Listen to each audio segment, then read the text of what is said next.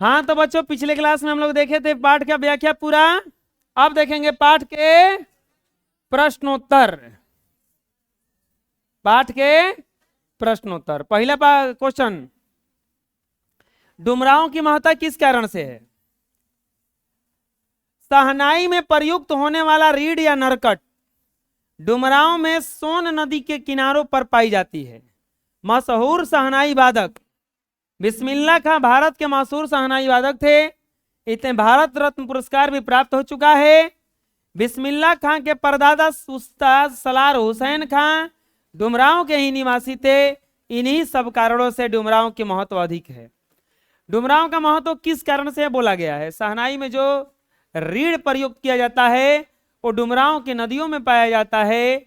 और शहनाई के शहंशाह बिस्मिल्लाह खां के दादा सलार हुसैन खां डुमरांव के निवासी थे। इन्हीं सब कारणों से शहनाई की भूमिका होती है। बुझा रहा है? आप देखेंगे पोरबंदर गांव का नाम सुने होंगे। क्यों सुने हैं? महात्मा गांधी का गांव था। तो उस गांव का महत्व पता नहीं था कि नहीं था, एक आदमी आया उस गांव के महत्व को दिखा दिया। बात समझ में आ रहा है ना? तो वैसे ही डुमरांव की महत्ता किसके कारण आने लगी? बिस्मिल्लाह खां और उनके दादा भी कहां के थे? डुमरांव के थे। बिस्मिल्लाह खां का मतलब बिस्मिल्लाह खां की शहनाई। एक कलाकार के रूप में बिस्मिल्लाह खां का परिचय पाठ के आधार पर दें। बिस्मिल्लाह खां एक महान शहनाई वादक थे।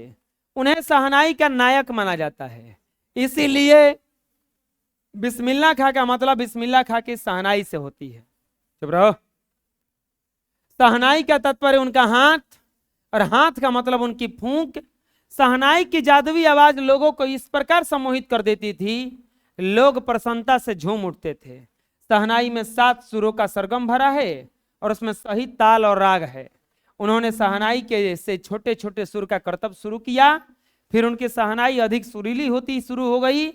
उनकी फूंक में अजान की तासीर उतरती चली गई और देखते देखते डेढ़ शतक के साज से 2 शतक का साज बनकर साजों की सरताज में कतार में सरताज बन गई।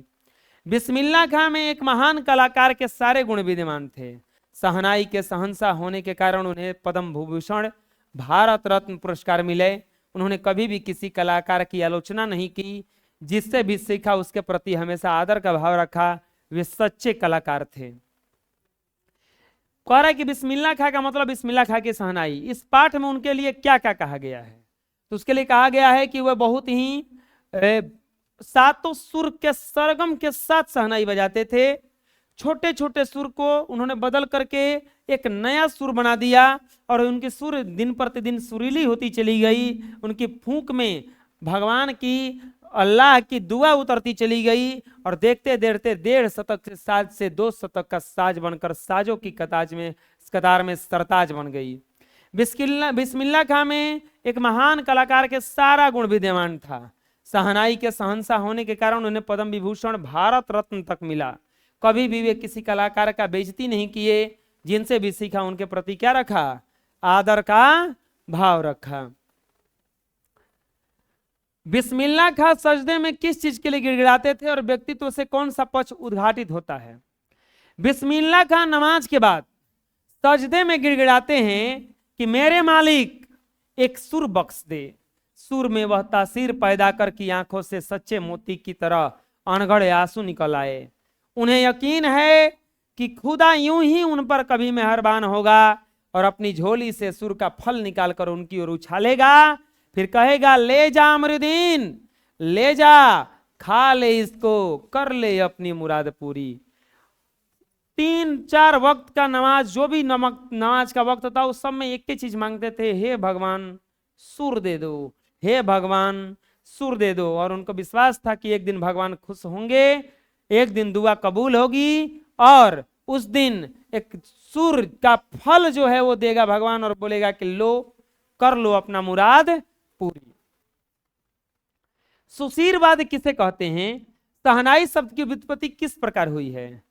फूंक कर बजाए जाने वाले वाद्य को, जैसे बांसुरी हो गया, फूका जाता है ना, तो शहनाई कहते हैं। सुशीरवाद्य कहा जाता है। शहनाई शब्द की उत्पत्ति सहने शब्द से हुई है। शाह और ने शब्द से मिलकर बना है। शाह का अर्थ है बादशाह और नए का अर्थ होता है फूंक कर बजाया जाने वाला बाजा अर्थात सुशीर वाद्य। इस प्रकार शहनाई की उत्पत्ति हुई सुशीर वाद्यों का बादशाह। फूंक कर बजाए जाने वाले सभी वाद्यों में से सबसे बादशाह जो वाद्य माना गया वो किसको माना गया? शहनाई को माना गया। किसको माना गया? शहनाई को। फूंक कर जो भी बजाया जाता है उसे शहनाई कहा जाता है, सुशीर वाद्य कहा जाता है। शहनाई दो शब्दों से मिलकर बना है, शाह और नए। शाह का अर्थ है बादशाह और नए का अर्थ होता है फूंक कर बजाया जाने वाला बाजा। ठीक है, इस पार्ट में इतना ही प्रश्न इंपॉर्टेंट था। अब ये चैप्टर जो एक्सरसाइज 10 है वो 11 खत्म हो गया। ठीक है, आज इतना ही रहेगा।